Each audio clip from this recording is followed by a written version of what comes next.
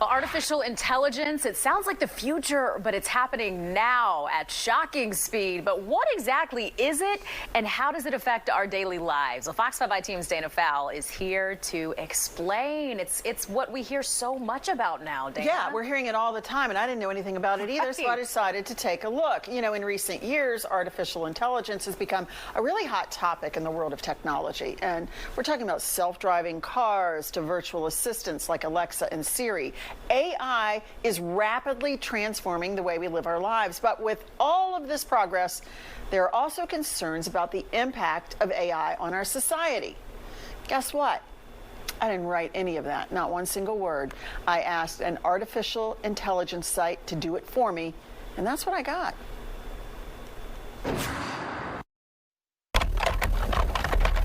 The request was quick and easy. Write a TV news story about AI. And in seconds, I got this. This is the introduction I used to tell you the story. So all of those things are possible. Fox 5 popped over to Emory's Goizueta Business School, where Associate Professor Rajiv Garg gave us a lesson.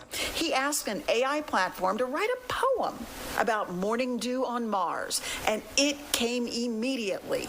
As the sun begins to rise, a world of crimson hues appear, and the Mars reveals its surprise, right? He asked for a computer code. Boom, just like that. One was created for his specific request. And research shows this computer-generated intelligence gets it right a lot. Most of the time, 80 to 90% was correct.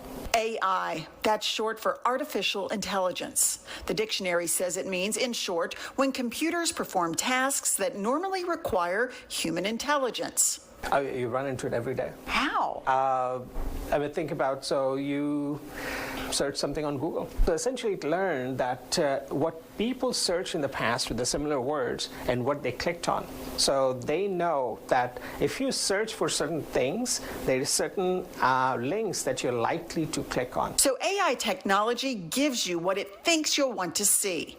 But it's also being used to recommend sites to visit on vacation, advice on creating a web page, and often writing for you papers or essays, or it can help you with math. But is it help, or is this cheating? It's a tutor who teaches you versus a tutor who does your homework. Schools have already had to start using applications to help them catch any plagiarism or other types of AI cheating. Should we be afraid of it? Short term, yes. Long term, no. Right now, there's a learning curve, and scammers are jumping in before you get too wise. It can mimic voices, ideas, and writing that can lure in a trusting older person, or at this point, any of us, really. Somebody will call, and a voice she trusts. She could get emails in essentially written in a way that she is used to reading from trusted sources. A traditional scam, but it's tweaked by a computer to target that person specifically. Scary stuff, but don't be scared off. AI will create a world soon that should make our lives easier and more efficient. Basically become assistants by answering our texts for us, adding events to the calendar for us, by responding to emails for us. We walk into our office, or our office knows we're walking towards it, turns on the light, changes the temperature. It's doing some of it right now. The big name we hear now is ChatGPT. It's connected to Microsoft. Coming on board fast is Bard, associated with Google, and there are already apps you can download. There's an app for messaging.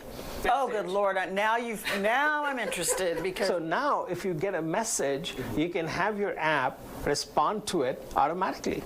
You don't even need to do anything. Now I'm in. Now I'm in. It all feels so futuristic, but it's here now. And Professor Garg expects it to be a way of life in the next 3 to 5 years. Kind of like when we learned about search engines like Google. Then it suddenly became something we used every day. So we have a very smart assistant who is 80 to 90% of the time accurate. And that's close enough for me.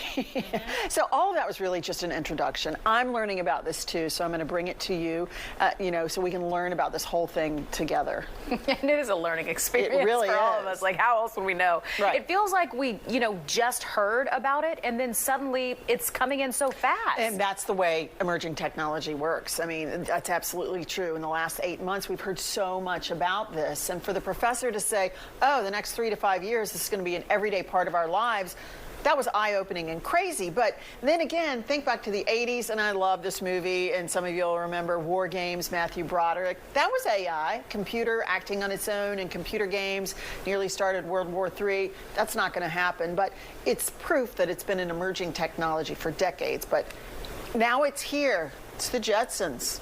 It's the Jetsons. It really is. Yeah, and you mentioned that, you're going to continue to follow this for us because it's a lot for us to understand. And so your mind, I feel like, it does so well with giving us little nuggets that we need to get what's going on. Already I'm thinking about jobs. Who's going to lose jobs because of AI? Who's going to benefit? What new jobs will be coming? Right. So How will it change the jobs we're doing? How will it change the job market? And that's what I'm taking a look at next. We sure appreciate it. All right. We're counting on you, Dana. Happy Friday. You too. Hope you have a good weekend.